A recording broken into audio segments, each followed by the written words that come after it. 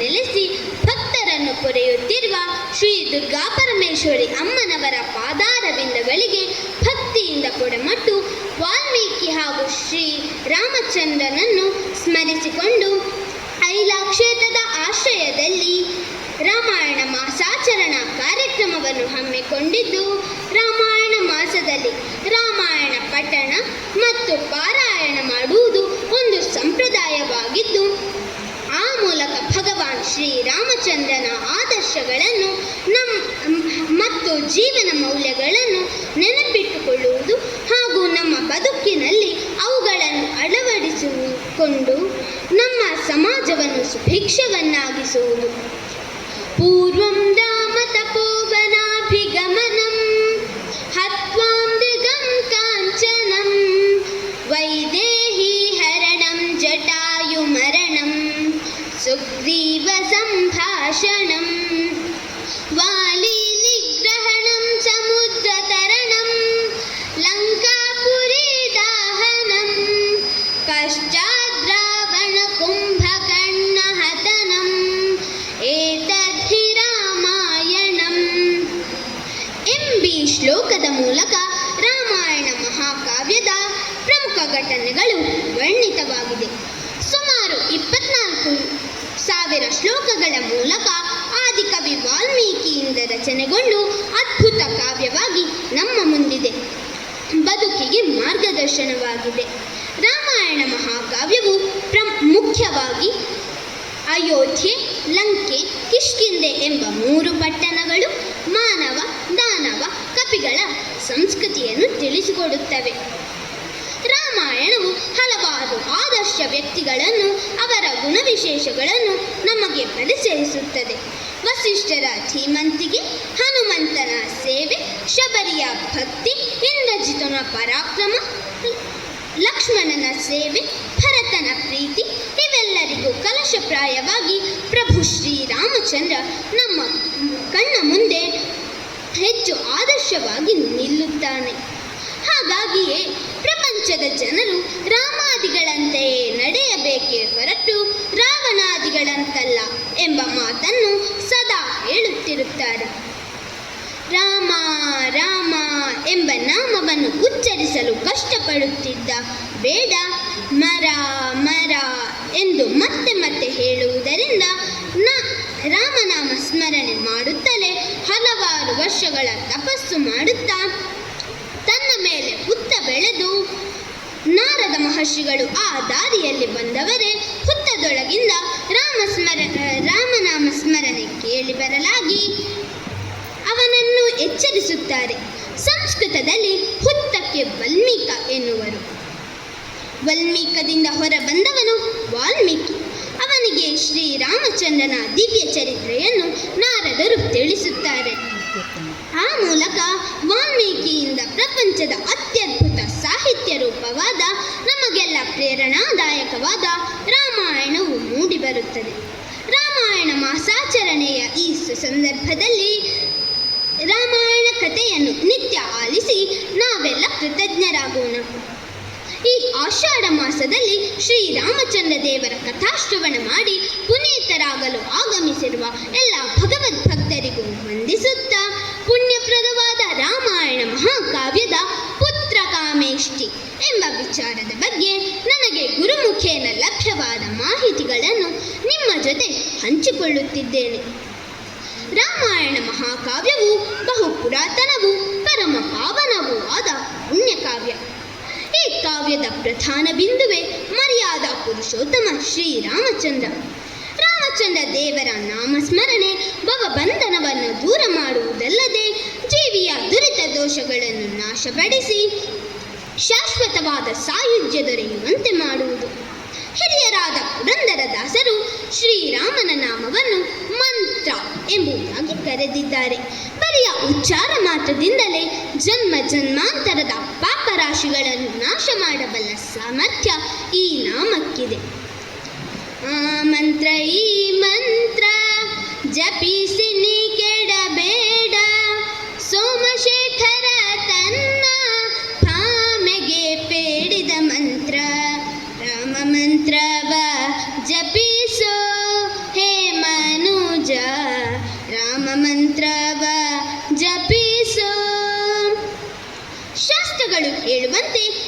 ವಿಷ್ಣು ಸಹಸ್ರನಾಮವನ್ನು ಪಠಿಸುವುದರಿಂದ ಅದೆಷ್ಟೋ ರೋಗ ರುಜಿನಗಳು ನಿವಾರಣೆಯಾಗುವುದಲ್ಲದೆ ಮಾನವನ ಸಮಸ್ತ ದುರಿತ ದೋಷಗಳು ರವಿಕಿರಣ ಕಂಡ ಮಂಜಿನೋಪಾದಿ ಕರಗಿ ನೀರಾಗುತ್ತದೆ ಎನ್ನುವುದು ಸರ್ವವೇದ್ಯ. ಅಂತಹ ಶ್ರೀ ವಿಷ್ಣು ಸಹಸ್ರನಾಮವನ್ನು ಪೂರ್ಣವಾಗಿ ಪಠಿಸುವ ಸಾಮರ್ಥ್ಯ ಅಥವಾ ಸಮಯ ಇಲ್ಲದಿರುವ ಶ್ರದ್ಧಾವಂತ ಸಾಧಕರು ರಾಮ ರಾಮ ರಾಮ ಎಂಬುದಾಗಿ 3 ಬಾರಿ ಹೇಳಿದರೆ ಅದು ಶ್ರೀ ವಿಷ್ಣು ಸಹಸ್ರನಾಮಕ್ಕೆ ಸರಿಸಮಾನವಾಗುವುದು ಎಂಬ ವಿಚಾರವನ್ನು ಶಾಸ್ತ್ರ ಹೇಳಿರುತ್ತದೆ. ಶ್ರೀರಾಮ ರಾಮ ರಾಮೇತಿ ರಮೇ ರಾಮೇ ಮನೋರಮೆ ಸಹಸ್ರನಾಮ ತತ್ತುಲ್ಯಂ ರಾಮನಾಮ ವರಾನನೆ ಎಂಬುದಾಗಿ ಶಾಸ್ತ್ರ ತಿಳಿಸುತ್ತದೆ. ಅಂತಹ ಶ್ರೀರಾಮಚಂದ್ರನ ಲೀಲಾ ವಿನೋದಗಳನ್ನು ಶ್ರವಣ ಮಾಡುವುದರಿಂದ ಈ ಆಷಾಢ ಮಾಸದಲ್ಲಿ ಬಂದೊದಗಬಹುದಾದ ದೋಷಗಳೆಲ್ಲ ನಿವಾರಣೆಯಾಗುವುದು ಎಂಬ ಉನ್ನತ ಕಲ್ಪನೆಯಿಂದ ಈ ಕಾರ್ಯಕ್ರಮವನ್ನು ಹಮ್ಮಿಕೊಳ್ಳಲಾಗಿದೆ ಎಂಬುದು ಯಥಾರ್ಥ ವಿಚಾರ. ಶ್ರೀರಾಮಚಂದ್ರ ಅಯೋಧ್ಯೆಯ ಅಧಿಪತಿ. ಈ ಅಯೋಧ್ಯೆಯು ಹೆಸರಿಗೆ ತಕ್ಕಂತೆ ಅದೆಂಥ ವೈರಿ ಯೋಧರಿಗೂ ಪ್ರವೇಶಿಸಲು ಅಸಾಧ್ಯವಾದ ರೀತಿಯಲ್ಲಿ ನಿರ್ಮಿಸಲ್ಪಟ್ಟಿತ್ತಂತೆ. ಆದಿಪುರುಷನಾದ ಮನು ಎಂಬ ಮಹನೀಯನಿಂದ ನಿರ್ಮಿತವಾದ ನಗರವೇ ಈ ಅಯೋಧ್ಯ ನಗರ. ಸುಮಾರು 12 ಯೋಜನ ಉದ್ದ, 3 ಯೋಜನದಷ್ಟು ಅಗಲವಿದ್ದು ಸರಯೂ ನದಿ ತೀರದಲ್ಲಿ ಸುರ ನಗರಿಯಂತೆ ಶೋಭಿಸುತ್ತಿತ್ತು ಆ ಅಯೋಧ್ಯ ನಗರ.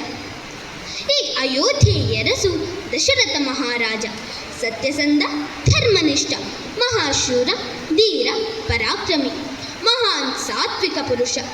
ನಳ ನಹುಷಾದಿಗಳ ಚಾರಿತ್ರ್ಯಕ್ಕೂ ಮಿಗಿಲಾದ ಚಾರಿತ್ರ್ಯವನ್ನು ಹೊಂದಿದ್ದ ದಶರಥ ಮಹಾರಾಜ ಸೂರ್ಯವಂಶದ ಬಹು ಪ್ರಸಿದ್ಧ ರಾಜನಾಗಿ ಬೆಳೆದನಲ್ಲದೆ ದೇವಾದಿ ದೇವತೆಗಳನ್ನೇ ಮೀರಿಸುವ ಪ್ರಭಾ ಸಂಪನ್ನನಾಗಿದ್ದ. ಸ್ವರ್ಗಲೋಕದಲ್ಲಿ ಸುರರಾಜನಾದ ದೇವೇಂದ್ರನು ಯಾವ ರೀತಿಯಲ್ಲಿ ಅಮರಾವತಿಯನ್ನು ನಿರ್ಮಿಸಿದ್ದನೋ ಅಂತೆಯೇ ಧರ್ಮ ಹಾಗೂ ಸತ್ಯದ ಬಲದಿಂದ ರಾಷ್ಟ್ರವರ್ಧನನಾದ ರಾಜ ದಶರಥನು ಅಯೋಧ್ಯಾಪುರಿಯನ್ನು ವಿಶೇಷ ರೀತಿಯಲ್ಲಿ ಪುನರ್ನಿರ್ಮಿಸಿದ್ದರು. ರಾಜ ದಶರಥನ ಆಳ್ವಿಕೆಯಲ್ಲಿ ಧರ್ಮವು 4 ಪಾದಗಳಲ್ಲಿ ಭದ್ರವಾಗಿ ನಿಂತಿತ್ತಂತೆ. ಪ್ರಜೆಗಳಿಗೆ ಯಾವುದೇ ಕಷ್ಟಗಳಿರಲಿಲ್ಲ. ದೇಶದಲ್ಲಿ ಸುಭಿಕ್ಷೆ ತಾಂಡವವಾಡುತ್ತಿತ್ತು. ಜನರಿಗೆ ಯಾವುದೇ ದುಃಖಗಳಿರಲಿಲ್ಲ. ಮನೆ ತುಂಬ ಸಂತೋಷ ನೆಮ್ಮದಿಗಳಿತ್ತಂತೆ. ಹಿರಿಯರು ಹೇಳುವಂತೆ ಶಿಕ್ಷಿಸಲು ಅಪರಾಧಗಳೇ ಇದ್ದಿರಲಿಲ್ಲವಂತೆ. ದುಃಖಕ್ಕೆ ಕಾರಣೀಭೂತವಾದ ಬಡತನವೇ ಇರಲಿಲ್ಲ. ಮನೆಯ ಹೆಣ್ಮಕ್ಕಳು ಮಧ್ಯರಾತ್ರಿಯಲ್ಲೂ ಒಬ್ಬಂಟಿಯಾಗಿ ನಡೆದು ಬರಲು ಯಾವ ಭಯವೂ ಇದ್ದಿರಲಿಲ್ಲ. ಮನೆ ತುಂಬ ಸಂಪತ್ತಿದ್ದುದರಿಂದ ಯಾರಿಗೂ ಯಾರ ಬಳಿಯೂ ಯಾಚಿಸುವ ಪ್ರಸಂಗವೇ ಬರುತ್ತಿರಲಿಲ್ಲ. ಇಷ್ಟೊಂದು ಸುಭಿಕ್ಷವಾದ ರಾಜ್ಯಕ್ಕೆ ರಾಜ ದಶರಥನು ಅಧಿಪತಿಯಾಗಿದ್ದು ಇಡೀ ದೇವಾದಿ ದೇವತೆಗಳೇ ಮೆಚ್ಚುವ ರೀತಿಯಲ್ಲಿ ರಾಜ್ಯಭಾರ ನಡೆಸುತ್ತಿದ್ದನು ಎಂಬುದಾಗಿ ರಾಮಾಯಣ ಮಹಾಕಾವ್ಯ ಬಣ್ಣಿಸುತ್ತದೆ. ದಶರಥ ಮಹಾರಾಜನಿಗೆ ಒಬ್ಬರಲ್ಲ, ಇಬ್ಬರಲ್ಲ, 3 ಮಡದಿಯರಿದ್ದರು. ಹಿರಿಯವರು ಕೌಸಲ್ಯಾದೇವಿ, 2ನೆಯವಳು ಕೈಕೇಯಿ, 3ನೆಯವರೇ ಸುಮಿತ್ರಾದೇವಿ. ಈ 3 ಮಡದಿಯರು ರಾಜ ದಶರಥನಿಗೆ ಸಂಪೂರ್ಣವಾದ ಸುಖವನ್ನೀಯುತ್ತಾ ಸಮಹಿತದ ಸತಿಯರಾಗಿ ಜೀವನ ಸಾಗಿಸುತ್ತಿದ್ದರಂತೆ. ಇಷ್ಟೆಲ್ಲ ಇದ್ದರೂ ರಾಜ ದಶರಥನಿಗೆ ಒಂದೇ ಒಂದು ಚಿಂತೆ ಕಾಡುತ್ತಂತೆ. ಚಿಂತೆ ಇಲ್ಲದವರು ಯಾರಿದ್ದಾರೆ ಈ ಜಗತ್ತಿನಲ್ಲಿ? ಅನುಗಾಲವು ಚಿಂತೆ ಜೀವನಕ್ಕೆ ಎಂಬುದಾಗಿ ದಾಸರೇ ಉಲ್ಲೇಖಿಸಿದ್ದಾರಲ್ಲವೇ? ಸಪ್ಪೆ ಮೇಲುವಾಗ ಉಪ್ಪಿನ ಚಿಂತೆ, ಉಪ್ಪು ಸಿಕ್ಕಾಗ ಸೊಪ್ಪು ದೊರಕದೆಂಬ ಚಿಂತೆ, ಸೊಪ್ಪು ಸಿಕ್ಕಾಗ ತುಪ್ಪ ಬರಬೇಕೆಂಬ ಚಿಂತೆ, ತುಪ್ಪವೇ ದೊರೆತಾಗ ಕೊಬ್ಬರಿಗೆ ಸಿಗದೆಂಬ ಚಿಂತೆ. ಚಿಂತೆ ಚಿಂತೆ ಚಿಂತೆ, ಇದರ ಕೊನೆಯಾಗದೆ ಕಟ್ಟ ಕಡೆಗೆ ಉರಿಯುವ ಚಿತೆಯ ಮೇಲೆ ಗುಂತೆ ಎಂಬುದಾಗಿ ಹಿರಿಯ ಕವಿಗಳು ಲೇವಡಿಯಾಡುವಂತೆ ಈ ಜಗತ್ತಿನಲ್ಲಿ ಚಿಂತೆ ಇಲ್ಲದವರು ಯಾರೂ ಇಲ್ಲ ಅಲ್ಲವೇ? ಸಮುದ್ರದ ಅಲೆಗಳು ಯಾವ ರೀತಿ ಮುಕ್ತಾಯಗೊಳ್ಳುವುದಿಲ್ಲವೋ ಅದೇ ಪ್ರಕಾರವಾಗಿ ಮನಸ್ಸಿನಲ್ಲೂ ಅಲೆ ಅಲೆಯಾಗಿ ಉದ್ಭವಿಸುವ ಈ ಚಿಂತೆಯ ಕಂತೆಗಳು ಮಾನವನನ್ನು ಚಿತೆಯ ಮೇಲೆ ಕುಳ್ಳಿರಿಸುವಷ್ಟರ ಮಟ್ಟಿಗೆ ಹಿಂಸೆ ಕೊಡುತ್ತದಂತೆ. ಇಲ್ಲಿ ದಶರಥನಿಗೆ ಸಾಕಷ್ಟು ಸಂಪತ್ತಿರಲಿಲ್ಲವೇ? ಅಧಿಕಾರವಿರಲಿಲ್ಲವೇ? ಅಂತಸ್ತಿರಲಿಲ್ಲವೇ? 10 ತಲೆಮಾರು ಕುಳಿತು ತಿಂದರೂ ಮುಗಿಯದ ಸಂಪತ್ತಿರಲಿಲ್ಲವೇ? ವಯಸ್ಸಿರಲಿಲ್ಲವೇ? ಎಲ್ಲ ಇತ್ತು. ಆದರೆ ಇವೆಲ್ಲಕ್ಕಿಂತಲೂ ಬಲು ಪ್ರಾಮುಖ್ಯವಾದ ಒಂದು ಅವಶ್ಯಕತೆ ಸಂತಾನ ಫಲ. ಮಕ್ಕಳಿಲ್ಲದ ಮನೆಯು, ಒಕ್ಕಲಿಲ್ಲದ ಊರು, ದಿಕ್ಕಿಲ್ಲದವನ ಸಂಸಾರ ದುಃಖ ಕಾಣಯ್ಯ ಎಂದು ಹಿರಿಯರು ಹೇಳಿದಂತೆ ಉತ್ತಮ ಸಂತಾನದ ಕೊರತೆ ದಶರಥನನ್ನು ಕಾಡುತ್ತಿತ್ತು. ಎಷ್ಟೊಂದು ಸಮೃದ್ಧಿ ಸಂಪತ್ತಿದ್ದರೂ ಸಂಸಾರವೆಂಬ ವೃಕ್ಷಕ್ಕೆ ಸಂತಾನ ಫಲವಿಲ್ಲದಾಗಿ ಹೋಯಿತೆ ಎನ್ನುವ ಚಿಂತೆಯಿಂದ ದಶರಥನು ದಿನೇ ದಿನೇ ಸಿಯುತ್ತಿದ್ದ. ಇಂತಿರುವಾಗಲೇ ಮನದ ಚಿಂತೆಯ ನಿವಾರಣೆಗಾಗಿ ಅಂದೊಂದು ದಿನ ಬೇಟೆಗೆ ಹೊರಟಿದ್ದಾನೆ ದಶರಥ. ಕೊಂಚ ಹೊತ್ತಾದರೂ ಬೇಟೆಯ ನೆಪದಲ್ಲಿ ಈ ಜಂಜಾಟದಿಂದ ಹೊರಬಂದಂತಾಗುತ್ತದಲ್ಲ ಎನ್ನುವ ಯೋಚನೆಯಂತೆ ದಶರಥನಿಗೆ. ತನ್ನ ಸೈನಿಕರ ಜೊತೆಯಲ್ಲಿ ಈ ಪ್ರಕಾರವಾಗಿ ಬೇಟೆಗಾಗಿ ಬಂದ ದಶರಥನಿಗೆ ಆ ದಿನ ಒಂದೇ ಒಂದು ಬೇಟೆ ಸಿಗಲಿಲ್ಲವಂತೆ. ದಿನವಿಡೀ ಕಾದರೂ ಒಂದೇ ಒಂದು ಬೇಟೆ ಕಣ್ಣಿಗೆ ಬೀಳದಿರಲಾಗಿ ಛಲ ಹಿಡಿದ ದಶರಥನು ತನ್ನವರನ್ನೆಲ್ಲ ಮರಳಿ ಅಯೋಧ್ಯೆಗೆ ಕಳುಹಿಸಿ ಒಂದು ಮೃಗವನ್ನಾದರೂ ಬೇಟೆಯಾಡದೆ ಬಿಡನೆಂಬ ಹಠದಿಂದ ಇನ್ನೊಂದೆರಡು ದಿನಗಳು ರಸಿದನಂತೆ. ಆಗಲೂ ಬೇಟೆ ಸಿಗಲಿಲ್ಲವಂತೆ. ಬೇಟೆ ಸಿಗದೆ ನಾಡಿಗೆ ಹಿಂತಿರುಗುವುದಿಲ್ಲ ಎಂಬುದಾಗಿ ಬಗೆದು ಸರಯೂ ನದಿ ತೀರಕ್ಕೆ ಬಂದು ಕೈಕಾಲು ಮುಖ ತೊಳೆದು ಹೊಟ್ಟೆ ತುಂಬ ನೀರು ಕುಡಿದು ತನ್ನ ನಿವಾರಿಸಿಕೊಂಡ. ಈಗ ಮನಸ್ಸಿನಲ್ಲಿ ಒಂದು ಯೋಚನೆಯಾಯಿತಂತೆ. ಯಾವುದೇ ಪ್ರಾಣಿಯಾದರೂ ನೀರು ಕುಡಿಯಲು ಸರೋವರದ ಬಳಿಗೆ ಬಾರದಿರುತ್ತದೆಯೇ? ನಾನು ಪಕ್ಕದ ಮರವೇರಿ ಕುಳಿತರೆ ಬೇಗ ಬಂದಾಕ್ಷಣ ಹೊಡೆದುರುಳಿಸಬಹುದೆಂಬ ಯೋಚನೆಯಿಂದ ಆ ಸರಯೂ ನದಿ ತೀರದ ಪಕ್ಕದಲ್ಲೇ ಒಂದು ದೊಡ್ಡ ವೃಕ್ಷವನ್ನೇರಿ ಕಾದು ಕುಳಿತ. ಈ ಸಂದರ್ಭದಲ್ಲಿ ಒಂದು ವಿಚಿತ್ರ ಘಟನೆ ನಡೆಯಿತಂತೆ. ಶ್ರವಣಕುಮಾರ ಎನ್ನುವ ಓರ್ವ ಮುನಿಬಾಲಕನು ಕುರುಡರಾದ ತನ್ನ ವೃದ್ಧ ತಂದೆ ತಾಯಿಯರನ್ನು ಕಾವಡಿಯಲ್ಲಿ ಕುಳ್ಳಿರಿಸಿ ತೀರ್ಥಯಾತ್ರೆ ಮಾಡುತ್ತಾ ಅವರಿಗೆ ತೀರ್ಥಕ್ಷೇತ್ರ ಸಂದರ್ಶನ ಮಾಡಿಸುತ್ತಿದ್ದನು. ಶ್ರವಣಕುಮಾರನಿಗೆ ತಾಂಡವ ಎನ್ನುವ ಹೆಸರೂ ಇದೆ. ಹೆತ್ತವರಲ್ಲೇ ದೇವರನ್ನು ಕಂಡು ಅವರನ್ನು ಪೂಜಿಸುತ್ತಿದ್ದ. ಅವರ ಬಯಕೆಗಳನ್ನೇಡೇರಿಸುವುದೇ ನಾನವರಿಗೆ ಮಾಡುವ ಸೇವೆಯನ್ನು ಬಗೆದು ಅವರ ಮನದ ಭೀಷ್ಟಗಳನ್ನೆಲ್ಲ ಈಡೇರಿಸುತ್ತಾ ಕಾಲ ಕಳೆಯುತ್ತಿದ್ದ. ಶ್ರವಣಕುಮಾರನ ಜೀವನ ಆ ವೃದ್ಧ ದಂಪತಿಯರಿಗೆ ಮೀಸಲಾಗಿದ್ದಂತೆ. ತನ್ನ ಹೆತ್ತವರಿಗೆ ಕಾಶಿ ಯಾತ್ರೆ ಮಾಡಬೇಕೆಂಬ ಆಸೆ ಇದ್ದುದರಿಂದ ಕಾಶಿಗೆ ಹೊರಟ ಶ್ರವಣಕುಮಾರನು ಅರಣ್ಯ ಮಾರ್ಗವಾಗಿ ಬರುತ್ತಿರಬೇಕಾದರೆ ಕತ್ತಲಾಯಿತು.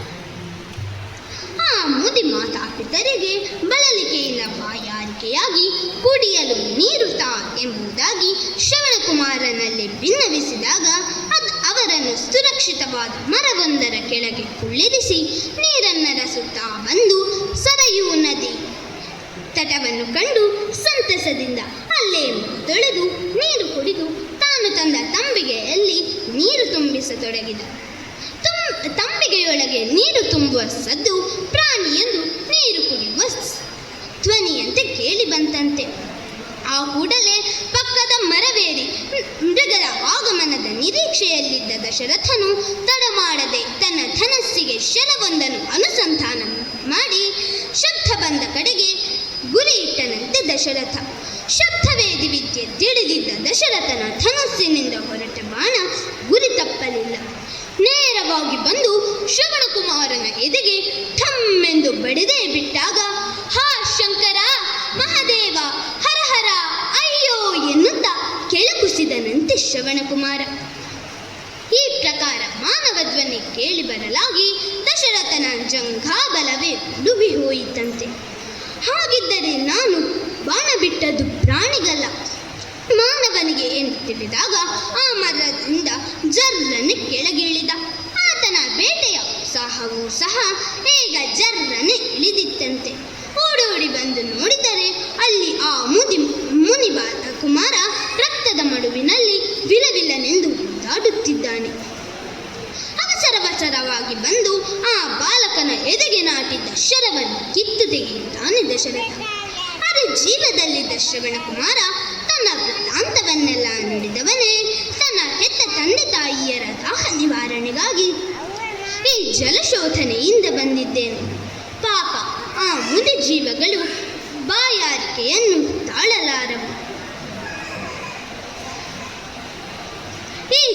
ಕೂಡಲೇ ಹೋಗಿ ಈ ಜಲವನ್ನು ಅವರಿಗೆ ಕೊಡುವ ಕೃಪೆ ಮಾಡಬೇಕೆಂದು ಹೇಳಿ ನರಳುತ್ತಾ ದೇಹತ್ಯಾಗ ಮಾಡುತ್ತಾನೆ. ದಶರಥ ದುಃಖಿತನಾದ. ಆ ನೀರಿನ ಕಲಶವನ್ನೆತ್ತಿ ವೃದ್ಧ ಮಾತಾಪಿತರಿರುವ ಕಡೆಗೆ ಬರುತ್ತಾನೆ.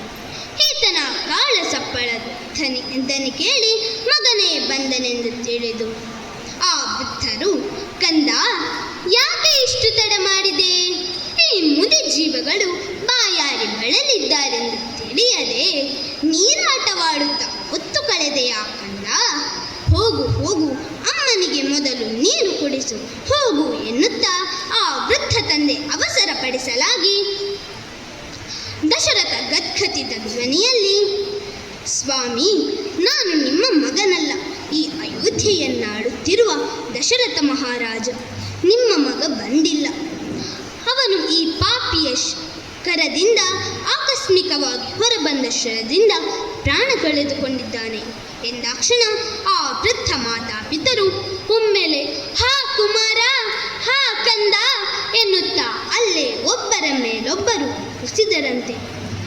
ಅಯ್ಯೋ, ಇನ್ನು ನಮ್ಮ ಕೊನೆಯ ಕಾಲದಲ್ಲಿ ನಮಗೆ ಆಸರೆ ಯಾರಿದ್ದಾರೆ? ನಮ್ಮನ್ನು ಬಿಟ್ಟು ಹೋದೆಯಾ ಕಂದ? ಶ್ರವಣ ಎನ್ನುತ್ತಾ ಗಳಗಳನೆಂಬುದಾಗಿ ಅತ್ತ ಆ ವೃದ್ಧ ಮುನಿಯು ಮರುಕ್ಷಣ ವೃದ್ಧರಾದರಂತೆ. ಹೇ ರಾಜ, ಏನು ಅಪಚಾರ ಮಾಡಿಬಿಟ್ಟೆ? ಈ ಕೊನೆಯ ಕಾಲದಲ್ಲಿ ನಮಗೆ ಆಶಯವಿಲ್ಲದ ಹಾಗೆ ಮಾಡಿದೆಯಲ್ಲ. ನಿನಗೂ ಇದೇ ಪ್ರಕಾರ ವೃದ್ಧಾಪ್ಯದಲ್ಲಿ ಪುತ್ರ ವಿಯೋಗ ಬಂದೊದಗಲಿ, ಆ ದುಃಖದಿಂದಲೇ ನಿನ್ನ ದೇಹ ಅಂತ್ಯವಾಗಲಿ ಎಂಬುದಾಗಿ ಕಠೋರವಾದ ಶಾಪವನ್ನಿಟ್ಟ ಆ ವೃದ್ಧ ಮಾತಾಪಿತರು ಪುತ್ರ ಶೋಕದಿಂದ ಎದೆಯೊಡೆದು ಮರಣಿಸಿದರಂತೆ. ಈ ಘಟನೆಯಿಂದ ದಶರಥನ ಹೃದಯ ಛಿದ್ರವಿಚ್ಛಿದ್ರವಾಯಿತು.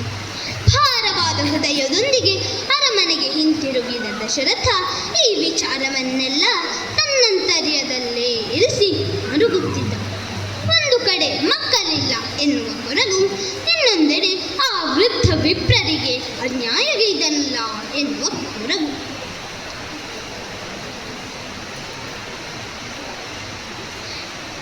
ಯಾವುದೇ ಕಾರ್ಯದಲ್ಲೂ ಗಮನ ಹರಿಸಲಾಗದೆ ತನ್ನೊಳಗೆ ಕೊರಗುತ್ತಿದ್ದ ದಶರಥ ದಿನೇ ದಿನೇ ವೃಷವಾಗುತ್ತಿದ್ದ. ಗುರು ವಸಿಷ್ಠರು ಇದನ್ನು ಗಮನಿಸಿದರಂತೆ. ದಶರಥನಲ್ಲಿ ಈ ಕೊರಗಿಗೆ ಕಾರಣ ಕೇಳುತ್ತಾರೆ. ದಶರಥ ತನಗೆ ಮಕ್ಕಳಿಲ್ಲದ ಚಿಂತೆಯನ್ನು ಮುಂದಿಟ್ಟನಂತೆ. ಹೇ ಗುರುವರ್ಯ, ಅಪುತ್ರಸ್ಯ ಗತಿರ್ನಾಸ್ತಿ ಎಂಬಂತೆ ನನ್ನ ಅಂತ್ಯಕಾಲದಲ್ಲಿ ನನ್ನನ್ನು ಆಧರಿಸಲು, ನನ್ನ ಕಾಲಾನಂತರ ನನ್ನನ್ನು ಉದ್ಧರಿಸಲು ನನಗೆ ಮಕ್ಕಳು ಬೇಕು. ಆ ಭಾಗ್ಯದಿಂದ ನಾನು ವಂಚಿತನಾಗಿದ್ದೇನೆ. ಸಂಸಾರವೆಂಬ ವೃಕ್ಷಕ್ಕೆ ಸಂತಾನ ಫಲವಿಲ್ಲದಾಗಿ ಇದ್ದರೆ ಹೇಗೆ ಶೋಭಿಸಿತು ಎಂದೆಲ್ಲ ತಿಳಿಸಿ ಕೊನೆಗೆ ಶ್ರವಣಕುಮಾರನ ಘಟನೆಯನ್ನು, ಮುನಿಶಾಪದ ವಿವರವನ್ನು ತಿಳಿಸಿ ಗಳಗಳನೆಂಬುದಾಗಿ ಹತ್ತು ಬಿಟ್ಟನಂತೆ ದಶರಥ ಮಹಾರಾಜ. ಇವೆಲ್ಲವನ್ನು ಸಾವಧಾನವಾದಲ್ಲಿ ಕೇಳಿದನಂತೆ ವಸಿಷ್ಠರು. ರಾಜ, ಇದು ನಿನ್ನ ಪ್ರಾರಬ್ಧ, ತಪ್ಪಿಸಲು ಸಾಧ್ಯವೇ ಇಲ್ಲ. ಗ್ರಹಗತಿಯೇ ಹೀಗಿರುವಾಗ ಇದನ್ನು ಯಾರಿಂದ ಬದಲಾಯಿಸಲಾದೀತು? ನಿನಗೆ ವೃದ್ಧ ವೈಶ್ಯ ಮುನಿಗಳು ಏನು ಶಾಪ ಕೊಟ್ಟಿದ್ದಾರೆ? ನಿನ್ನ ಅಂತ್ಯಕಾಲದಲ್ಲಿ ನಿನ್ನ ಮಕ್ಕಳು ನಿನ್ನ ಜೊತೆಯಲ್ಲದೆ ಹೋಗಲಿ, ಅವರ ವಿರಹದಿಂದಲೇ ನಿನ್ನ ದೇಹಾಂತ್ಯವಾಗಲಿ. ಇವೆಲ್ಲ ಅವರ ಶಾಪವಚನವಲ್ಲವೇ? ಈ ಶಾಪವಚನವನ್ನೇ ನೀನು ಧನಾತ್ಮಕವಾಗಿ ಚಿಂತಿಸು.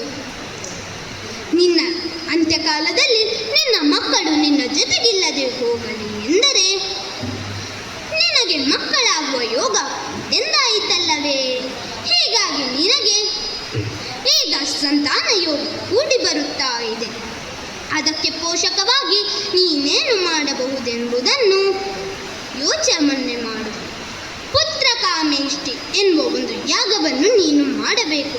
ಅದರಿಂದಾಗಿ ನಿನ್ನ ಕಾಮನೆಗಳು ಈಡೇರುತ್ತವೆ. ಇಲ್ಲಿ ಪುತ್ರ ಕಾಮೇಷ್ಟಿ ಎಂದರೆ ಪುತ್ರ ಕಾಮಕ್ಕಾಗಿ ಯಾಗವಲ್ಲ, ಪುತ್ರ ಕಾಮದ ಯಾಗ. ನಿನ್ನ ಮನಸ್ಸಿನಲ್ಲಿರುವ ಪುತ್ರ ಕಾಮನೆ ಎನ್ನುವ ಬಯಕೆಯನ್ನು ಭಗವಂತನ ಮುಂದೆ ಹೋಮಿಸು. ಆಗ ನಿನಗೆ ಏನು ಕೊಡಬೇಕು ಅದನ್ನು ಪರಮಾತ್ಮ ಕೊಡುತ್ತಾನೆ.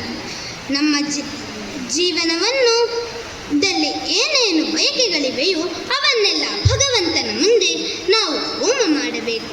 ಅವುಗಳಲ್ಲಿ ನಮಗೆ ಅನುಭವಿಸುವ ಅರ್ಹತೆ ಯಾವುದರಲ್ಲೆಲ್ಲ ಇವೆಯೋ ಅವುಗಳನ್ನೆಲ್ಲ ಭಗವಂತ ಈಡೇರಿಸುತ್ತಾನೆ. ಯಾವ ಬಯಕೆ ಈಡೇರುವುದಿಲ್ಲವೋ ಅವುಗಳನ್ನು ಅನುಭವಿಸುವ ಅರ್ಹತೆ ನಮಗೆ ಇಲ್ಲವೆಂದು ಭಾವಿಸಬೇಕು ಎಂದು ಹೇಳಿ ಪುತ್ರ ಕಾಮೇಷ್ಟಿ ಯಾಗವನ್ನಾಚರಿಸಲು ಸಲಹೆ ನೀಡಿದರಂತೆ. ಈ ಯಾಗವನ್ನು ಎಲ್ಲರೂ ಮಾಡಲು ಸಾಧ್ಯವಿರಲಿಲ್ಲ.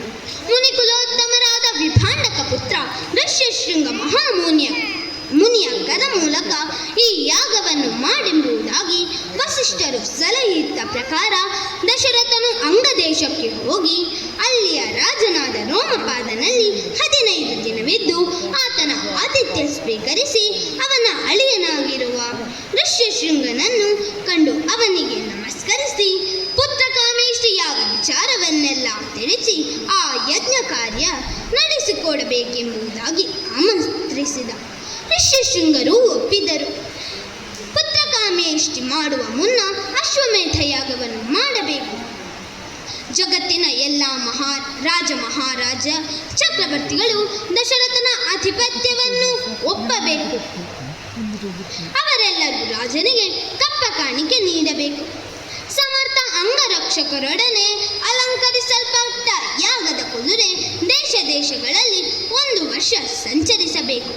ಅಶ್ವಮೇಧ ಯಾಗದಲ್ಲಿ ಕೊಂಚವೂ ಲೋಪವಾದಲ್ಲಿ ಯಜಮಾನನಿಗೆ ತೊಂದರೆಯಾದೀತಾದ್ದರಿಂದ ಶಾಸ್ತ್ರಗಳಲ್ಲಿ ಹೇಗೆ ಹೇಳಿದ್ದಾರೋ ಆ ಕ್ರಮದಲ್ಲಿ ಯಾಗ ನಡೆಯಬೇಕೆಂಬುದಾಗಿ ಅಪ್ಪಣೆ ಕೊಡಿಸಿದರಂತೆ.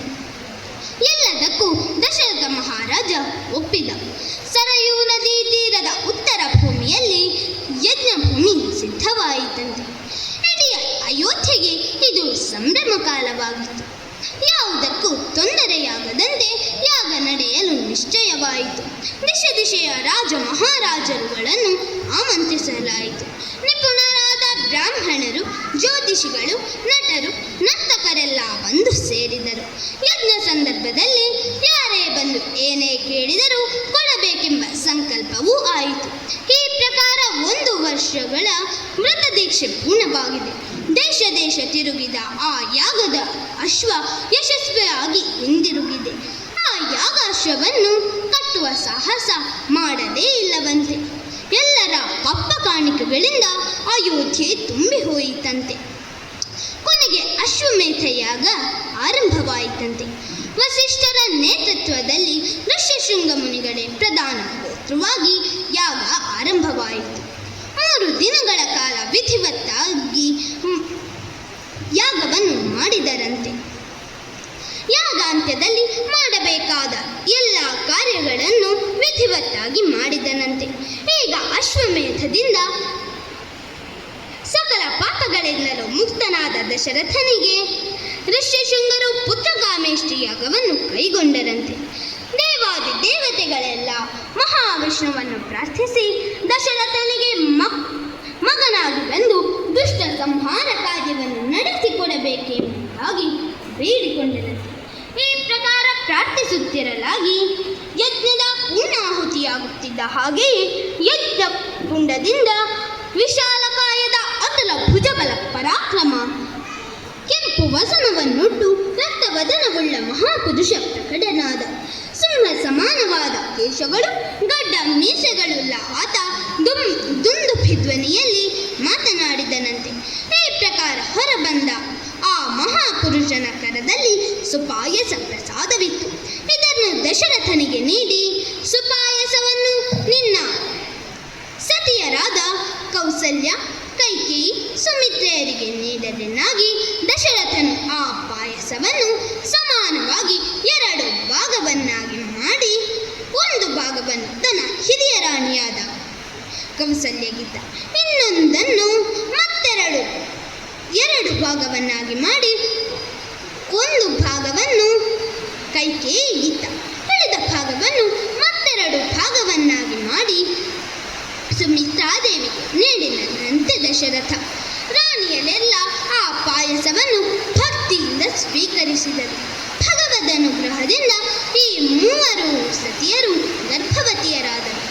ಪುತ್ರಕಾಮೇಷ್ಟಿ ನಡೆದು ಸರಿಯಾಗಿ 6 ಋತುಗಳು ಕಳೆದವು. 12ನೇ ತಿಂಗಳ ಚೈತ್ರ ಮಾಸ ಶುಕ್ಲ ಪಕ್ಷದ ನವಮಿ ತಿಥಿ, ಪುನರ್ವಸು ನಕ್ಷತ್ರದ ಕರ್ಕ ಲಗ್ನದಲ್ಲಿ ಸೂರ್ಯ, ಮಂಗಳ, ರವಿ, ಗುರು ಮತ್ತು ಶುಕ್ರರೆಂಬ 5 ಗ್ರಹಗಳು ತಮ್ಮ ಉಚ್ಚ ಸ್ಥಾನದಲ್ಲಿರುವ ವೇಳೆ ಕೌಸಲ್ಯಾದೇವಿಯ ಗರ್ಭದಲ್ಲಿ ಸರ್ವ ಲಕ್ಷಣ ಸಂಪನ್ನನಾದ ಓರ್ವ ಗಂಡು ಮಗನ ಜನನವಾಗುತ್ತದೆ. ಅವನೇ ಶ್ರೀರಾಮಚಂದ್ರ. ಇದಾದ ಬಳಿಕ ಪುಷ್ಯ ನಕ್ಷತ್ರದ ಮೀನ ಲಗ್ನದಲ್ಲಿ ಕೈಕೇಯಿಯ ಗರ್ಭದಲ್ಲಿ ಭರತ, ಆ ಬಳಿಕ ಆಶ್ಲೇಷ ನಕ್ಷತ್ರ ಕರ್ಕಟಕ ಲಗ್ನದಲ್ಲಿ ಸುಮಿತ್ರಾದೇವಿಯ ಗರ್ಭದಲ್ಲಿ 2 ಮಕ್ಕಳುದಿಸಿದರು. ಅವರೇ ಲಕ್ಷ್ಮಣ ಶತ್ರುಘ್ನರು. ಈ ಪ್ರಕಾರವಾಗಿ ಭಗವಂತ ದುಷ್ಟ ಶಿಕ್ಷಣೆಗಾಗಿ ಈ ಭುವಿಗೆ ಅವತರಿಸಿ ಬಂದ. ಅವನ ಅವತಾರದ ಉದ್ದೇಶವೇ ಸಾಧು ಸಂತರ ರಕ್ಷಣೆ, ದುಷ್ಟರ ಶಿಕ್ಷಣೆ. ಅಂತಹ ಭಗವಂತಾವತಾರಿ ಶ್ರೀರಾಮಚಂದ್ರ ನಮ್ಮನ್ನೆಲ್ಲ ಕಾಪಾಡಲಿ ಎಂಬುದಾಗಿ ಹಾರೈಸುತ್ತಾ ನನ್ನೀ ಕಥಾಭಾಗಕ್ಕೆ ಮಂಗಳವನ್ನು ಹಾಡುತ್ತಿದ್ದೇನೆ. ಮಂಗಲಂ ಭಗವಾನ್ ವಿಷ್ಣು, ಮಂಗಲಂ ಮಧುಸೂದನ, ಮಂಗಲಂ ದೇವಕೀ ಪುತ್ರೋ, ಮಂಗಲಂ ಗರುಡಧ್ವಜ. ರಘುರಾಮಚಂದ್ರ ಮಹಾರಾಜ್ ಕಿ ಜೈ.